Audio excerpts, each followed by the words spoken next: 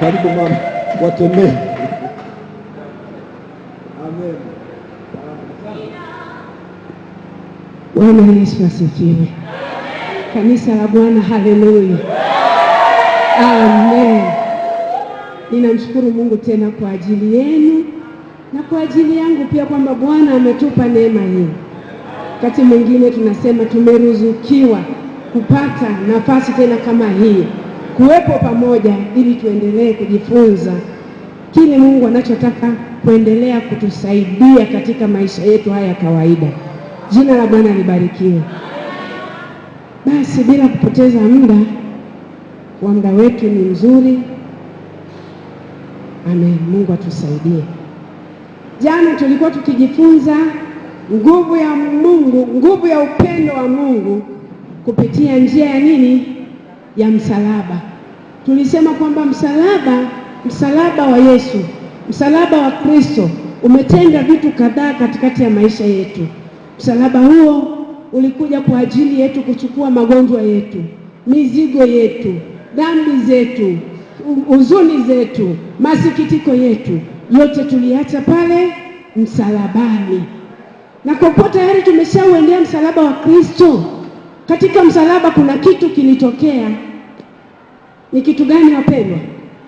Damu ya Yesu. Nilisema misingi yetu ile mitatu ambayo tutaenda nayo.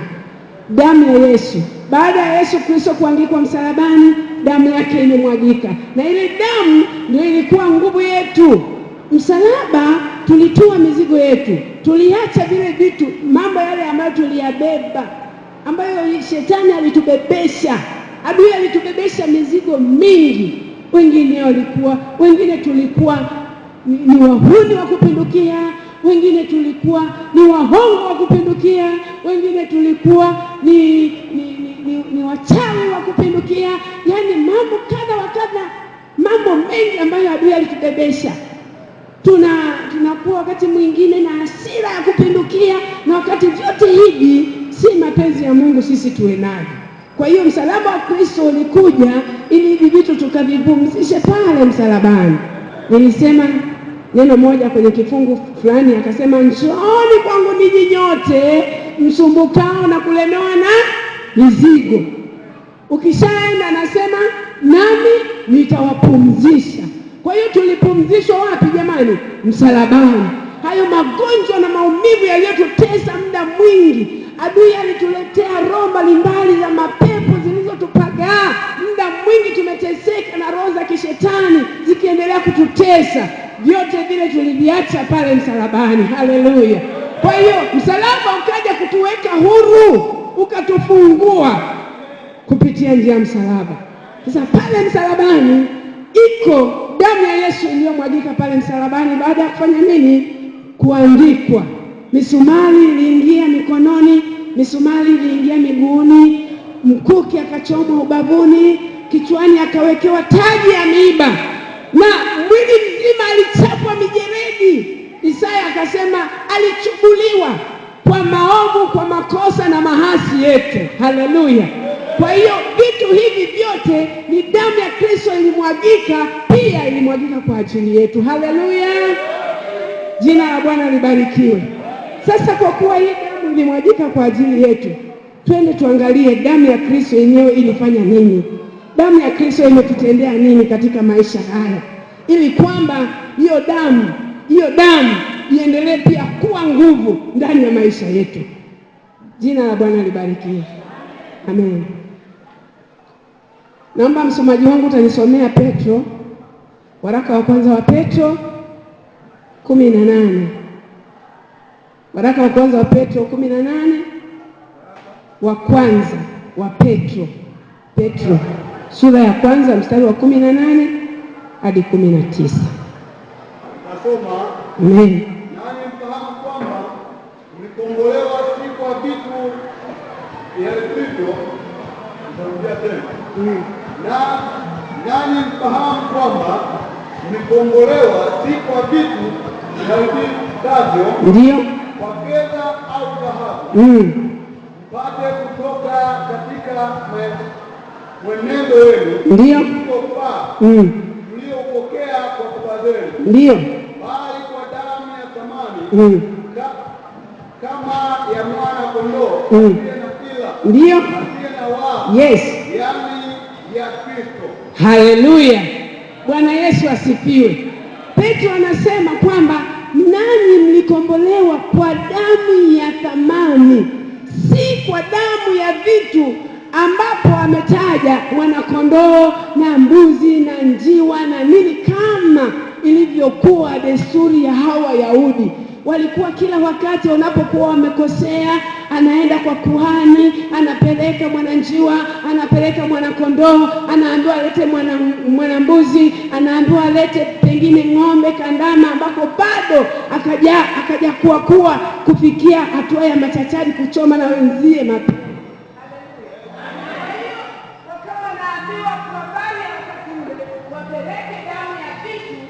Wapewe msamaha wa dhambi. Lakini leo hii katika Petro anasema mfahamu, wewe mimi tufahamu ya kuwa tumekombolewa si kwa vitu viharibikazo, haleluya, bali tumekombolewa kwa damu ya mwana pekee wa Mungu, damu ya thamani, hailinganishwi thamani wala kitu chochote.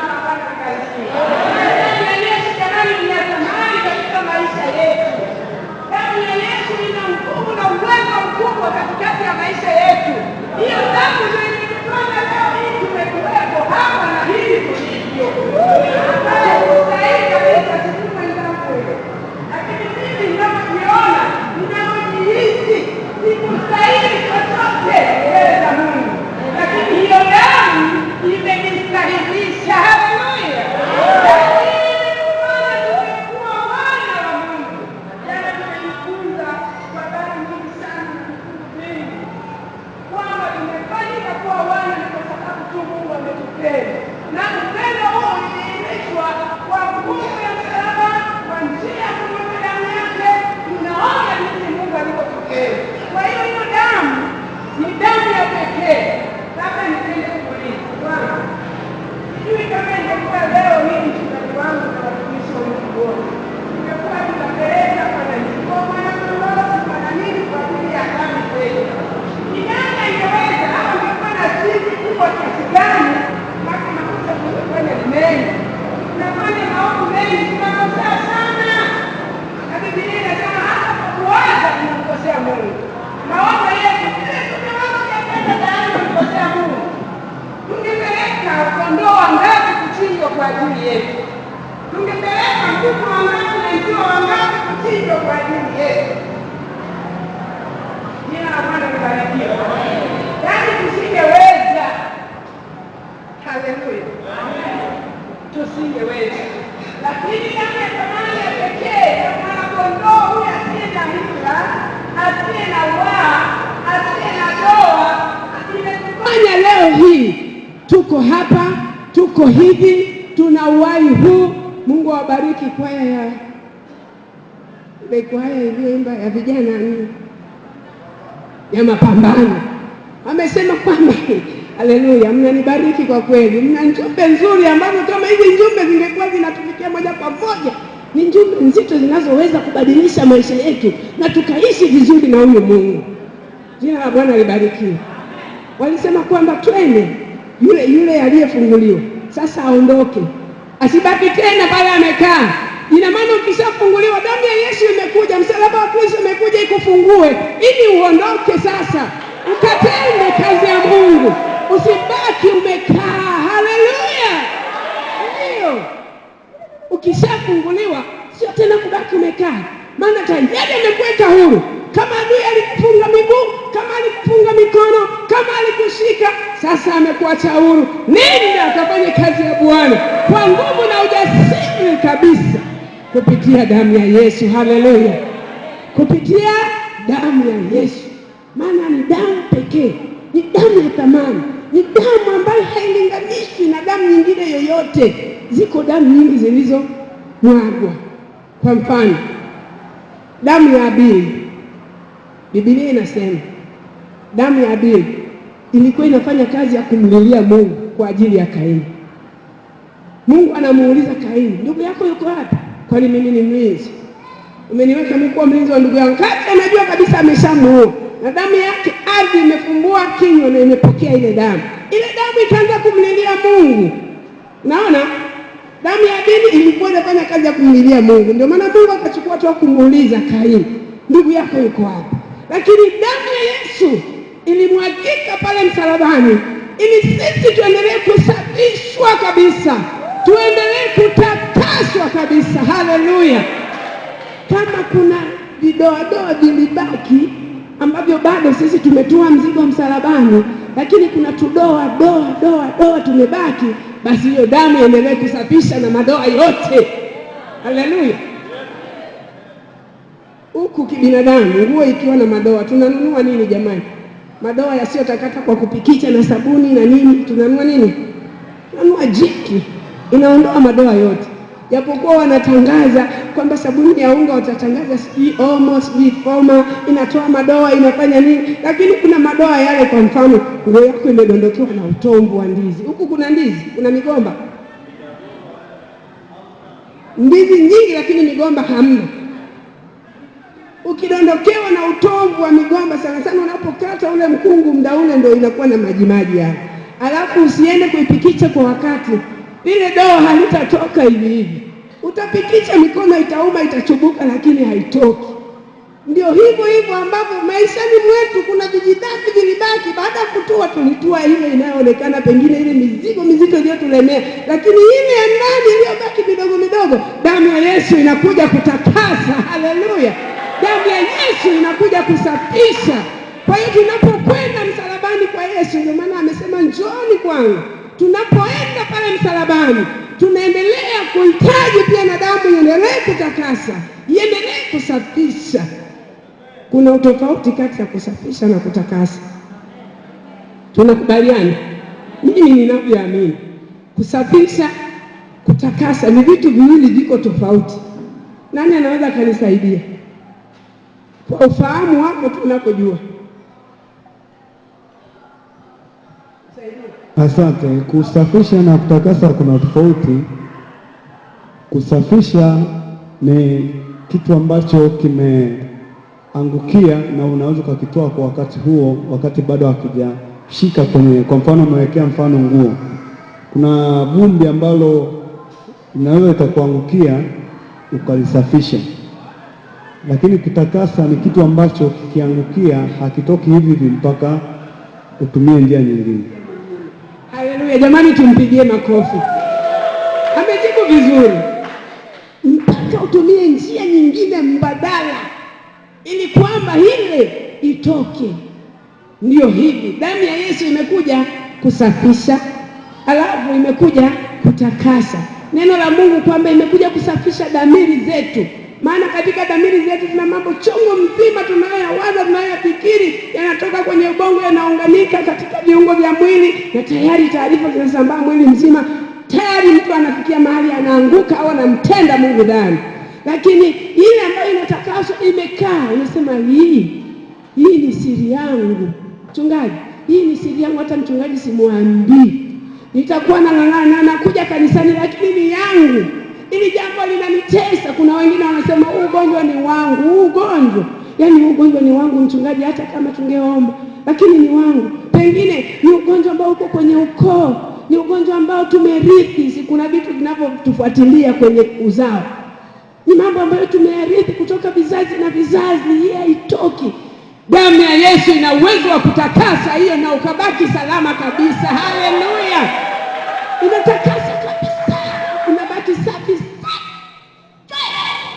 Jina la Bwana libarikiwe. Kwa hiyo damu hiyo ina nguvu na ina thamani kiasi gani katika maisha yetu jamani.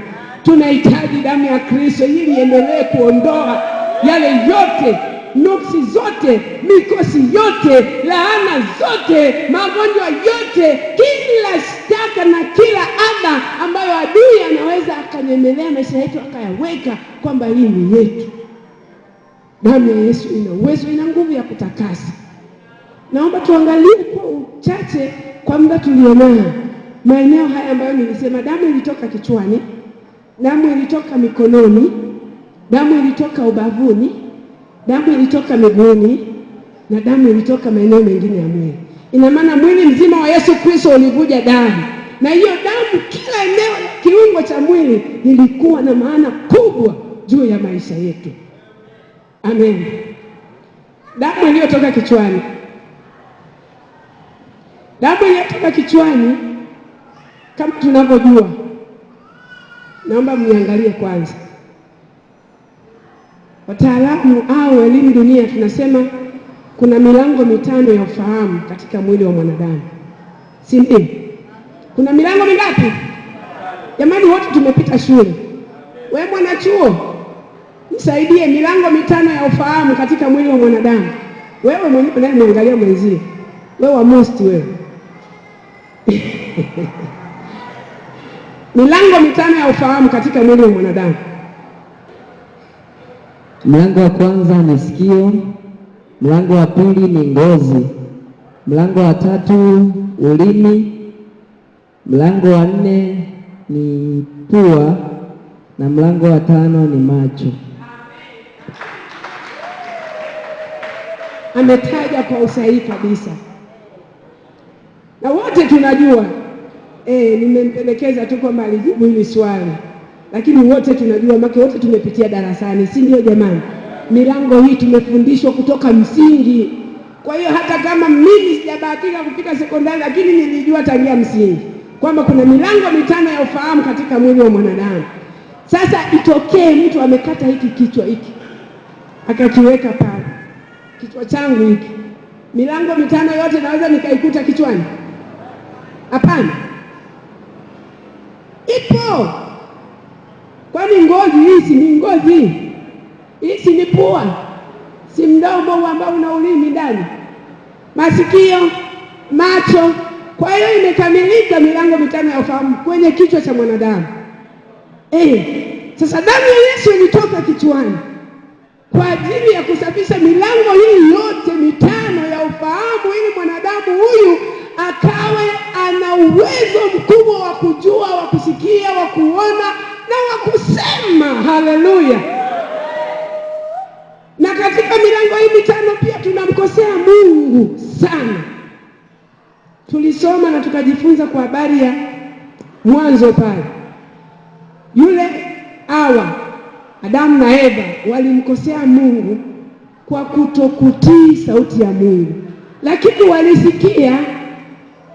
walisikia, masikio yalipokea maagizo ya Mungu kwamba msile wala msiguse, siku mtakapofanya hivyo mtakufa. Lakini hawakuitii. Mlango huu ukafeli kuweka kumbukumbu kwenye ubongo, ili kwamba waiishi lile agizo la Mungu. Na ndivyo makanisa au washirika au kanisa la leo tulivyo.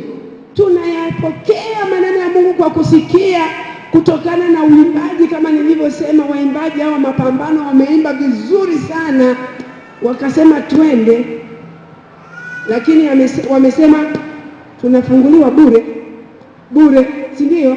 Wameimba hivyo, tunafunguliwa bure. Tunasikia kabisa kwamba tunafunguliwa bure. Yaani wewe ni njoo msalabani, ita damu ya Yesu itakufungua bure bila gharama yoyote. Lakini leo hii nikiugua nasema sio ugonjwa hata wa hospitalini, unakimbia kwenda kwa mganga wa kienyeji. Lakini kule ukienda sio bure tena jamani. Haleluya! Kule ukienda sio bure.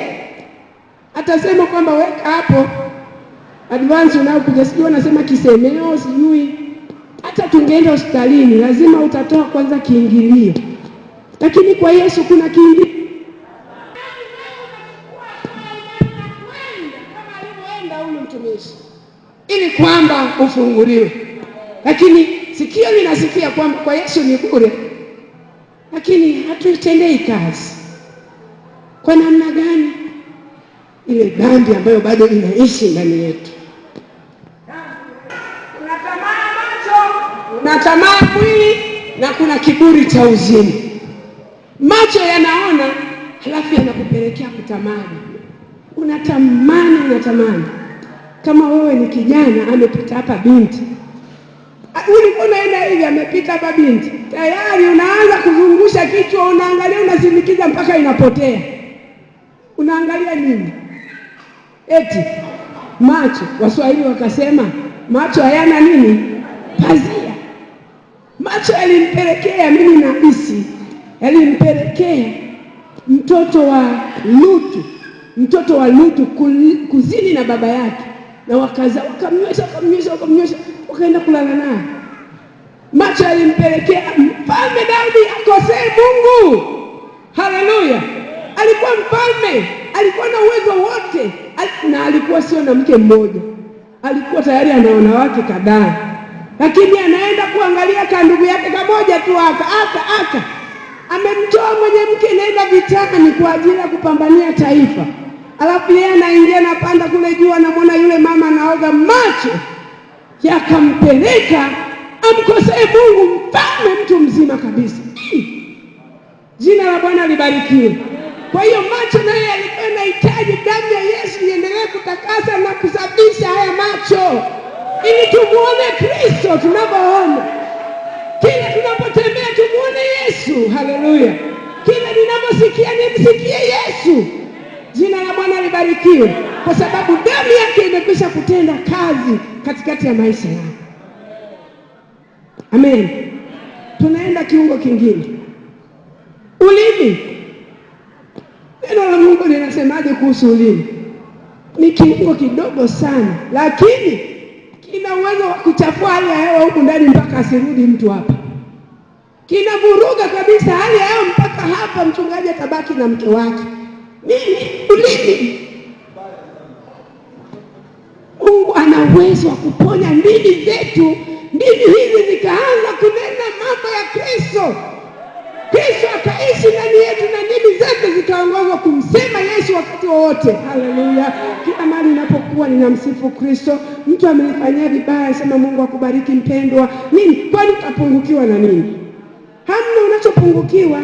Na kwanza Bwana anapoendelea kukuinua, kusema huyu mtumishi wangu ameonewa, na anaendelea kufungua njia, na anakutoa mahali pale, anakuweka mahali kwingine. Ulimi mbaya, na hasa ndimi zetu sisi wanawake. Unajua mama fulani, unajua yule mchungaji tunamvumiliaga tu, mama yule, unajua mama fulani. Alafu nilishakataa hiyo tangia jana. Ukishakuta mazungumzo mabaya yanaendelea mahali, Biblia inasema inaharibu tabia njema. Na hayo mazungumzo mabaya ndio yaliyomfanya Eva naye amkosee Mungu. Maana shetani anakuja na mgeuzia sentensi, naye anakubaliana. Alafu yale mazungumzo yanabaki yote kwenye ubongo, yanaendelea kuchujwa. Mimi huwa nasema kuna wabunge wanaokaa kwenye kichwa cha kila mtu, kuna wabunge. Bunge linaweza likakaa kichwani mwako, ikatunga sheria, ikajadili mswada mpaka ikaipitisha mswada, na huo mswada inayopitishwa inakuwa na nguvu kweli na inatenda kazi. Mungu atuponye jamani. Haleluya! Kristo, damu ya Yesu ikasafishe ndimi zetu. Damu ya Yesu isafishe ndimi zetu, ili ndimi zetu inene kama Kristo anavyotaka. Jina la Bwana libarikiwe. Kwa hiyo hii damu iliyovuja kichwani ilikuwa na maana sana. Bado kichwa hiki kina ubongo, ambayo ubongo huo ndo wabunge wale wamekaa wanajadili mswada. Neno la Mungu nasema shetani, Yesu ametoka kwenye maombi, akampandisha mlimani, akaanza kumuonyesha fahari na nini. Kwanza alimwambia badili mawe. Baada ya hapo akamchukua akampeleka milimani, anamuonyesha, angalia hapa magorofa haya, majengo haya, yote nitakupa, lakini ninachotaka tu uniabudu, unisujudie, sijui nifanyie nini. Ingekuwa ni wewe mwanadamu na mimi, jambo tu rahisi, nafanya tu mara moja inaisha, afu natupa. Ningefanya, si ndio jamani? Tungefanya. Lakini kwa kuwa Kristo Yesu ni mwana wa Mungu na ni Mungu halisi, anajua hata yale yaliyo ya mbele. Alijua matokeo ya lile jaribu linaweza likazaa mabaya mangapi katika maisha ya kawaida ya mwanadamu. Akampinga shetani kwa neno, na shetani akaondoka. Kwa hiyo bongo zetu zinapokosa kuwa na maneno ya Mungu ya kutosha, na mioyo yetu inaingizwa na hayo yanakaa, inaenda kuharibu kabisa ufahamu na akili. Kwani mtu ambaye tunasema fulani amelaaniwa, fulani, mambo siku hizi nayo yafanya, sijui amekuwa si anaumwa, wale vichaa. Shida inaanza wapi? Kwenye ubongo. Shida inaanza kwenye ubongo. Kuna mtu ambaye anaweza anachanganywa aidha na jamii au na ndugu, au anakuchanganya tu kwa maslahi yake. Tunajua haya. Siku hizi wafanyabiashara wengi wa Kitanzania, sijui kwenu huko, ila kwetu kule wanatumia damu za watu aidha kuwachanganya wengine, ndugu zao, wazazi. Kama mtoto hajakuwahi wewe mzazi, basi mzazi ndiye atamwahi mtoto ili kwamba yeye apate tu pesa. Anakuchanganya pote ya pote, uende unatembea huko na ukota majararani, yeye hajui madamu anahesabu pesa. Unaona ubongo unapokuwa na kazi ngumu. Lakini tunashukuriwe Kristo Yesu kwamba yeye alikuja atufungue kupitia damu yake laana zote hizi zinazoweza kuja kwenye bongo zetu kutuchanganya, macho yetu yasione vile ambavyo adui anatuonyesha, bali yamuone Kristo, na kinywa chetu, ndimi zetu zikanene matukufu ya Mungu, masikio yetu yakamsikilize Kristo. Haleluya! Kwa hiyo damu ya Kristo iliyotoka kichwani ilishughulika na maeneo haya katika kichwa, maeneo ya kichwa. Na kichwa ndio mwanadamu.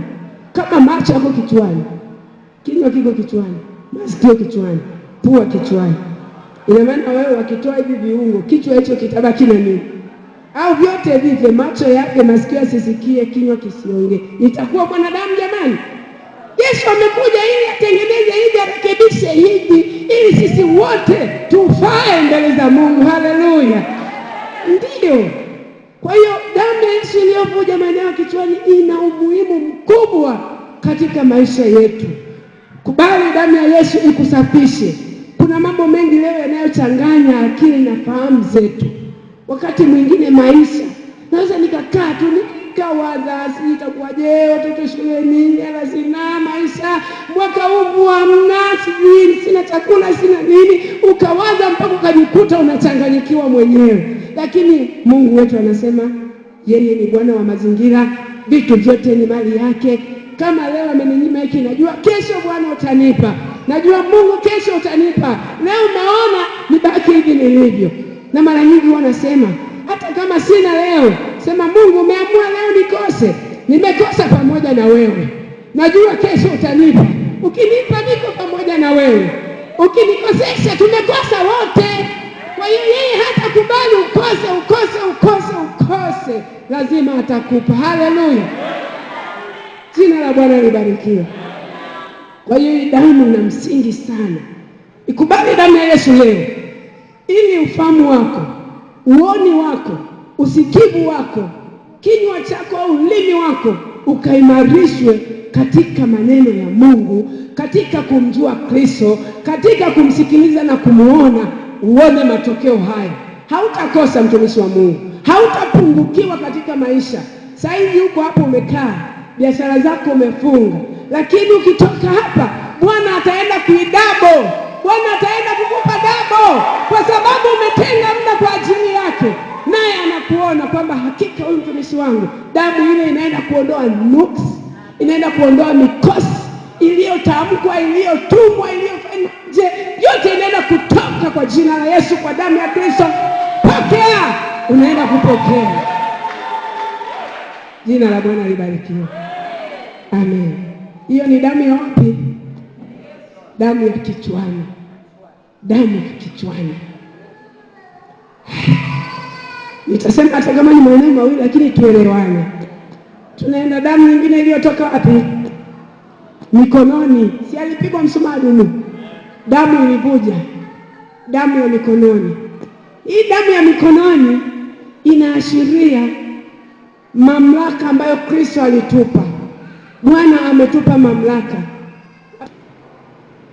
Tusome katika kitabu kile cha Marko 16. Marko, naomba weka funguo Marko 16 mstari wa 17 na 18. Wewe nifungulie Kumbukumbu la Torati 28:5 basi. Wewe soma Marko.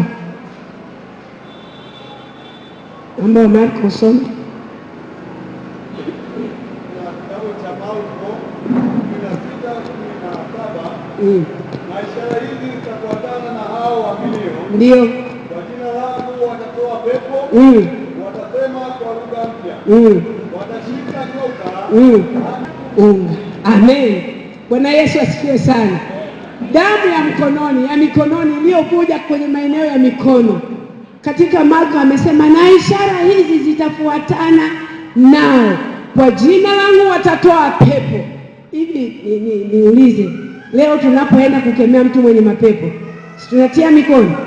Maana hata pale kwenye 17 pale chini yake amesema mtaweka mikono juu ya wagonjwa nao watapata afya. Ukiweka mkono, mgonjwa anapata afya, kwa sababu iko damu iliyovuja Yesu Kristo mikononi mwake imetia mamlaka na uwezo katika mikono yetu, na ndio maana anasema mtatoa pepo, na kwa jina lake mapepo yatakimbia tunapoweka mikono. Kwa jina lake magonjwa yatatoweka tunapoweka mikono. Kwa hiyo mikono yako imepewa mamlaka hiyo. Bwana Yesu asifiwe sana. Na pia amesema katika Kumbukumbu la Torati, litabarikiwa kapu lake la kukandia. Tunakanda unga na nini? Na mikono. Unaposhika vitu na mikono yako, nimetolea mifano hivi vitu vichache, lakini vyovyote unavyovifanya kwa mikono yako, baraka za Bwana zitaandamana pamoja na wewe, kwa sababu iko damu iliyokwisha kutoa nuksi kwenye mikono yako. Iko damu ya Yesu inayonena mema juu ya viganja vyako, mikono yako, na mikono yako imepewa mamlaka hiyo. Haleluya!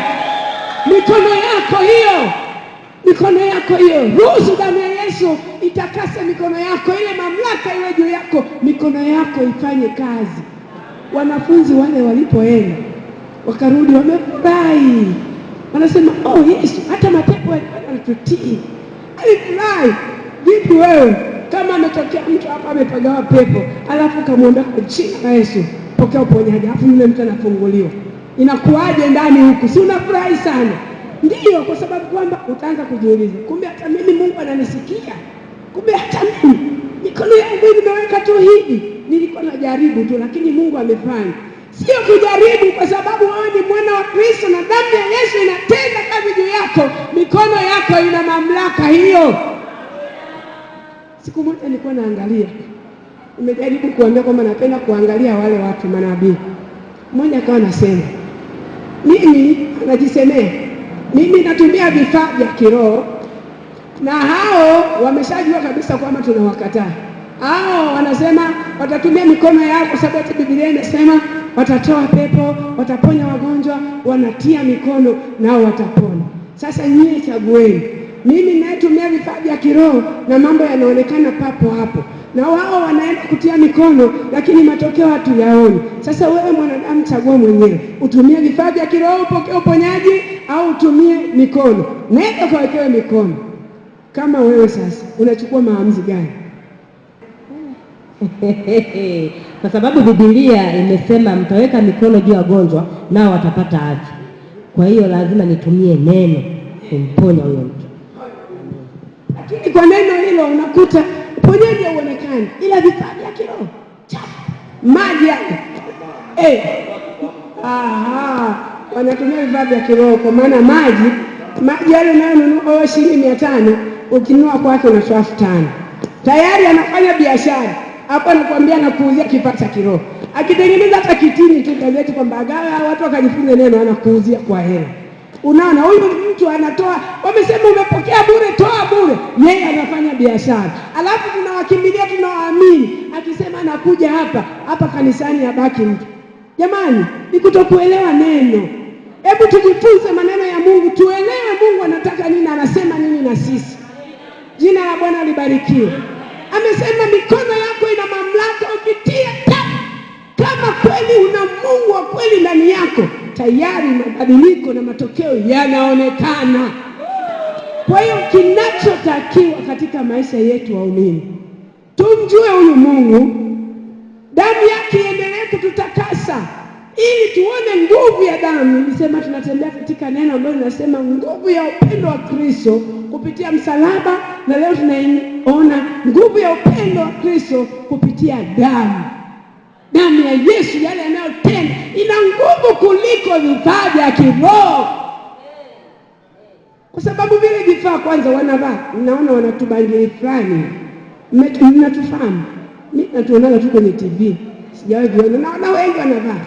Kila anaingia mahali pale anatubangili tu. Sijui walienda huko wakanenea kitu gani, sielewi. Lakini lazima uvae. Hivyo ni vifaa vya kiroho.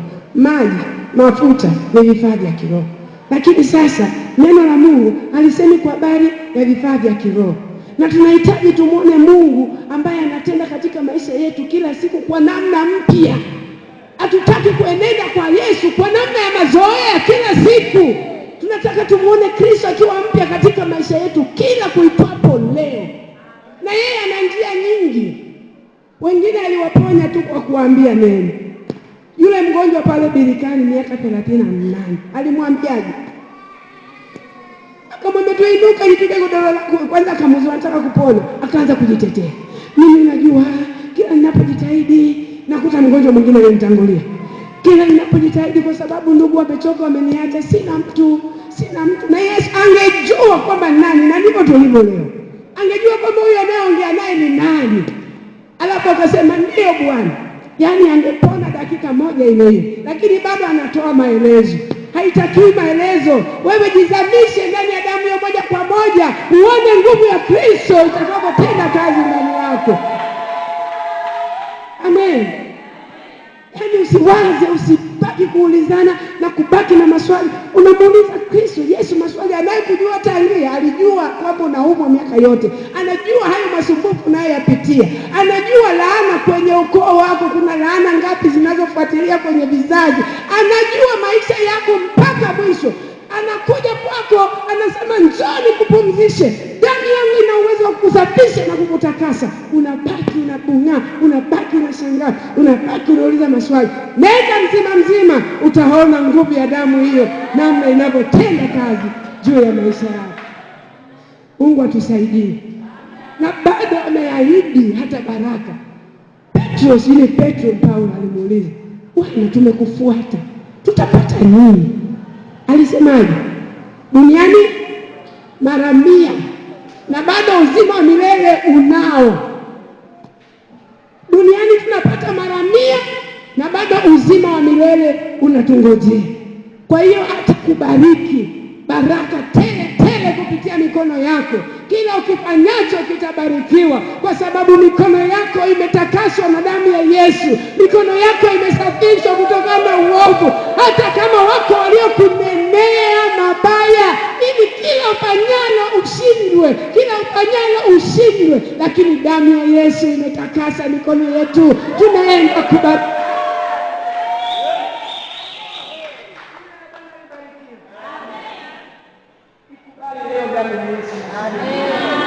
Utaona jinsi hata biashara zako zitakazobadilika. Utaona jinsi gari zako zitakavyoenda. Wengine wanalia mahali pale wanapolia wengine, wewe Mungu anakubariki. Mahali pale wanapokosa wengine, wewe Mungu anakuinua. Mahali pale ambapo wengine ni shida, ni tabu, mpaka wamekata tamaa, wameacha kazi, wewe Mungu anaenda kukutendea. Kwa hiyo damu ya Yesu, itake damu ya Yesu. Damu ya Yesu katikati ya maisha yako. Jina la Bwana libarikiwe. Amen. Naomba nimalizie kwa kusema jambo moja la mwisho. Damu ya ubavuni, namalizia hapa. Dakika zinaendelea. Tuangalie hii damu kwa dakika 5 tu zilizobaki. Damu ya ubavuni mwa Yesu. Alichomwa mkuki ubavuni. Ikatoka damu na maji. Katika kiwiliwili hiki, labda tuseme kati hapa shingoni mpaka kiunoni, kwenye maeneo mengine ya mwili, damu ya ubavuni na damu ya maeneo mengine ya mwili iliendelea kutenda jambo pia. Ndani ya kiwiliwili hiki kuna moyo ndani, si ndio? Kuna moyo. Na Biblia imesema moyo wa mwanadamu ni mdanganyifu. Moyo ni mdanganyifu. Lakini akasema, ni nani awezaye kuchunga, kulinda, kuponya, kuganga moyo?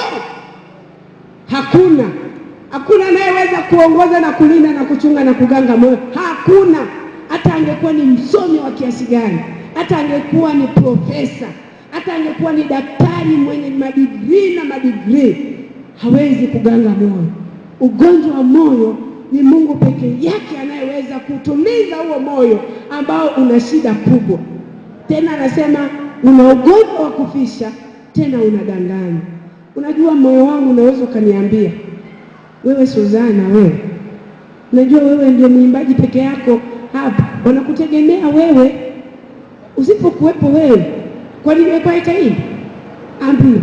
Sasa kwa sababu wewe umeshandanganya hivyo, na adui analeta kakiburi. Akishapanikiza kakiburi, sasa wewe unataka ufanye jinsi unavyotaka. Wewe Suzi, wewe njoo mwenzio kwenye mazoezi, tunakutegemea, unajua sauti hatuna, unajua nini, na wewe sasa unajisikia kakiburi, karoka na pana, moyo unakudanganya. Hakuna kokote unakoenda na hako kaudanganyifu ka moyo wako, bali wewe ni jehanamu pamoja na mambo yote unayofanya.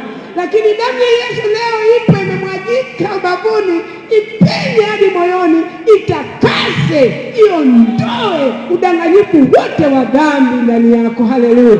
Simama kwa miguu yako, simama ulipo. Tunamaliza hivyo hivyo, nimesema ndio sehemu ya mwisho tunamaliza.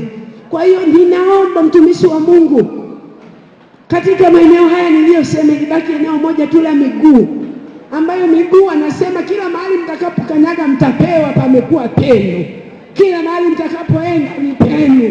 Damu ya Yesu iliyomwagika kutoka kichwani, ikamwagika ubavuni, ikatoka mikononi, ikamwagika maeneo mengine ya mwili, imekuja kwa ajili ya kutusaidia, kwa ajili ya kutuwezesha, kwa ajili ya kututakasa na kutusafisha, tukubalike vizuri vizuri mbele za Mungu. Kama kuna udanganyifu wowote wa dhambi, katika Waebrania amesema msikose kukusanyika, kwa sababu pengine kuna udanganyifu wa dhambi ndani yangu, ndani yako, ambayo inaendelea kukudanganya ili usiendelee kutembea na Kristo huyu vizuri. Hebu rejea leo kwa Bwana. Damu ya Yesu ipo iliyomwagika msalabani, iendelee kukutakasa na yale madoa yanayoendelea kubaki ndani.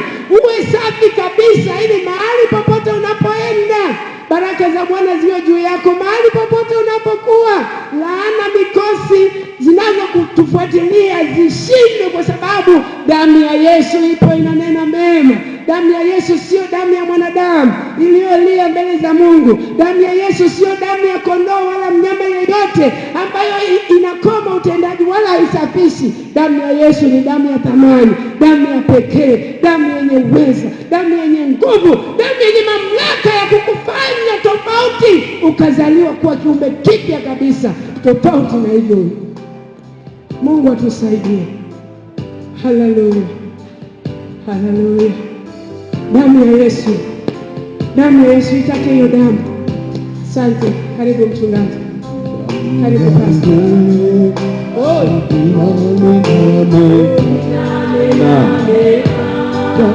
Tutakwenda kuomba.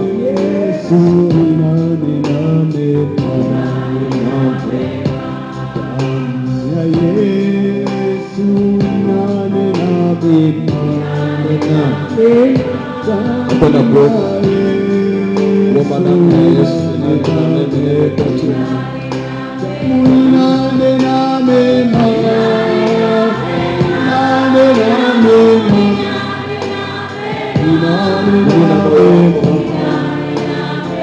Mungu, damu ya Yesu inayonena.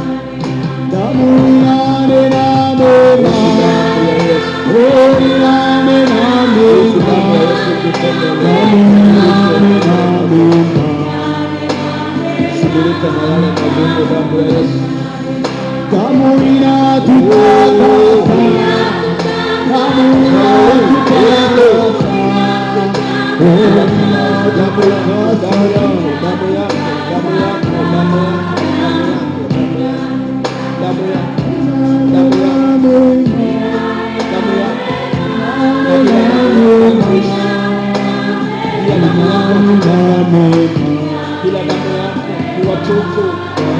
Bila damu yako hatuwezi. bila damu yako, bila damu yako, bila damu yako, bila damu yako ni watupu, bila damu yako ni wakushindwa, bila damu yako hatuwezi, bila damu yako, bila damu yako Yesu.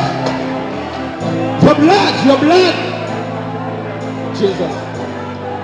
Bila damu yako, bila damu ya Yesu, you can't survive, you can't manage anything without the blood of Jesus.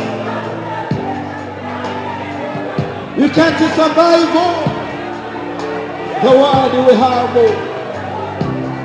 the hard one. Huwezi kumanage maisha yako bila damu ya Yesu. Huwezi kushinda dhambi bila damu ya Yesu. Huwezi. Damu ya Yesu. Mina moyo wako unganika na damu ya Yesu. Peleka haja zako before the Jesus the Christ. As He was able to do something good in us, as He was able to do something in us. Ni damu ya Yesu inaweza kushikilia vijana. Ni damu ya Yesu inaleta ushindi kwa vijana. Ni damu ya Yesu inaleta ushindi katika ndoa. Ni damu ya Yesu inaleta ushindi katika familia.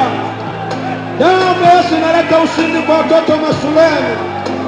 Ni damu ya Yesu ina nguvu kutakasa, ina nguvu kusamehe. Damu ya Yesu ina nguvu, inanena mema, inanena mazuri.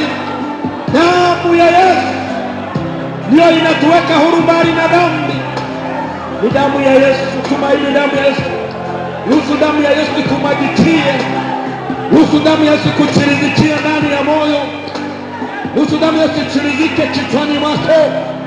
Ni damu ya Yesu inaweza kusafisha chochote. Ni damu ya Yesu ina nguvu. It has the power. The blood of Jesus is able to change everything in it. Damu ya Yesu. Hauwezi maisha ukabadilika bila damu ya Yesu. Hauwezi ukabadilishwa maisha bila damu ya Yesu. Jikikisha kwenye damu ya Yesu. Ingia ndani ya damu ya Yesu. Kubali kuogelea kwenye bwawa la damu ya Yesu. Ingia wote mzima. Ingia ndani ya bwawa la damu ya Yesu, ogelea. Ingia mzima. Tumbukia ndani ya damu yake, ogelea. Ingia mzima. Ingia mwili wote. Ingia tulichota. Ingia. Tumbukia ndani ya damu ya Yesu Kristo. Ingia. Utapata uzima. Ingia, kuna afya ya kiroho ndani ya damu. Ingia, kuna faraja. Ingia ndani ya damu ya Yesu. Kuna matumaini, kuna nguvu mpya, kuna matumaini ya pekee kwenye damu ya Yesu Kristo. In the blood of Jesus, everything will be changeable. Will be changeable. Will be the somebody among the somebody. Will be holy. It's the blood of Jesus. Ndio damu pekee inakukinga. Ndio damu pekee inakuponya. Ndio damu pekee inakupa mamlaka. Ndio damu pekee inakulinda na wachawi na kuepusha na kila dhoruba na ulimwengu. Ni damu ya Yesu pekee inakufanya uwe hivyo ulivyo. Ni damu ya Yesu pekee inatunza ndoa yako, inatakasa, inatunza mume, inatunza mke, tunza watoto, tunza kila kitu, inatunza, inasaidia biashara yako, unaongezeka. Haijalishi wanadamu wanakunemea vitu gani, kwamba pengine wewe huwezi, pengine wewe una vitu na vitumia tofauti. Wewe endelea kuzama na kuingia ndani ya damu ya Yesu. Huko ndiko uzamie kwenye damu ya Yesu. Huko ndiko uzamie kwenye damu ya Yesu. Huko ndiko unenee kwenye damu ya Yesu. Watazungumuza, watachoka. Wewe endelea na Yesu. Wewe endelea na Yesu. Wewe endelea na Yesu.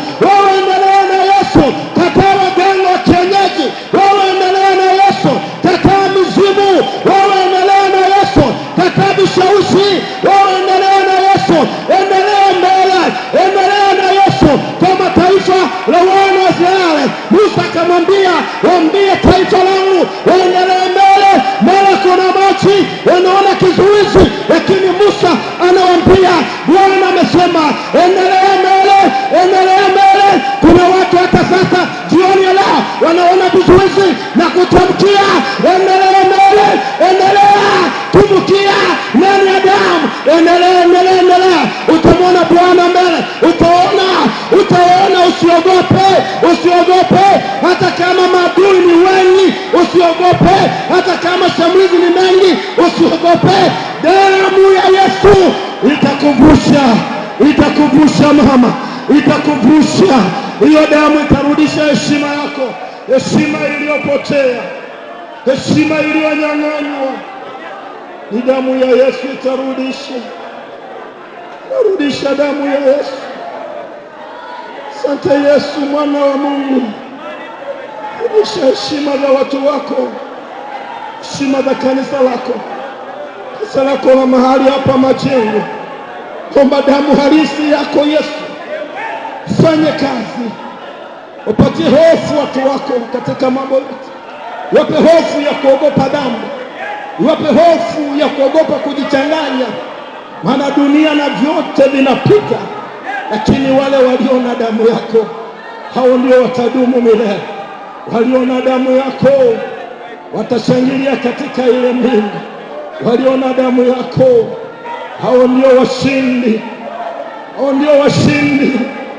Maana hata katika ile mbingu, wakati shetani yule joka mkuu wa zamani akiwa anashindana na malaika kule, aliporomoshwa kwa damu ya mwana kondoo. Ile damu inatenda kazi, ile damu ina ushindi ndani, ile damu ina nguvu. Damu hiyo ina nguvu, na ikiwa kuna lolote limetokea katikati watu wako, damu ina nguvu, iporomoshe na kuangusha chochote ambacho adui anafanya. Damu, the blood of Jesus, the blood of Jesus, the blood of Jesus, the blood of Jesus, the blood of Jesus. Yes Lord, yes Lord, yes Lord. Naiona damu inatembea, naona damu ya mwana kondoo inatembea, naiona damu ya Yesu inatakasa hapa, naona damu ya Yesu inafanya maajabu hapa, naona damu ya Yesu inaleta uzima, naona damu ya Yesu inaleta amani, naona damu ya Yesu inafungua maisha, naona damu ya Yesu inakuweka huru. Naiona damu ya Yesu, naiona damu ya Yesu, naiona matone ya damu ya Yesu Kristo inatenda kazi hapa. Naiona damu inatakasa kanisa la Majengo, naiona hiyo damu, naiona damu inatakasa kina mama. Iko damu hapa inatakasa ndoa, inabariki, inatakasa, inabariki ndoa, inabariki mikono ya watu, mikono iliyofungwa na laana. Ile damu naiona ikifungua, hiyo damu inafungua, hiyo damu inafungua mikono isiyofanikiwa, hiyo damu inafungua, hiyo damu inafungua. Kuna biashara imeziba haifanyi kazi, damu naiona, naiona damu inafungua damu inafungua, hiyo damu inakutembelea, mikono inatakaswa by the blood of Jesus. Jesus. Yuko mtu anahitaji kuombewa? Jesus, yuko mtu anahitaji kuombewa? Aje hapa tafadhali, siende madhabahuni, aje hapa. Yuko mtu anahitaji abarikiwe mkono mara moja, asiende madhabahuni tafadhali, aje hapa mara moja, hapa pangu, hapa mbele yangu mara moja. Siende kwa madhabahuni, hapa tafadhali. Na hapa unapomoka hapa tafadhali, hapa ombea damu, hapa kuna damu, hapa tafadhali. Siende kule madhabahuni, ni hapa tu, hapa. Ipo damu ya Yesu inatenda kazi hapa. Hapa tafadhali, mama mchungaji, mgeni pia tafadhali, weka mikono hapa. Kuna damu ya Yesu Kristo, kuna damu ya Yesu Kristo. Damu, weka mikono mara moja, weka mikono.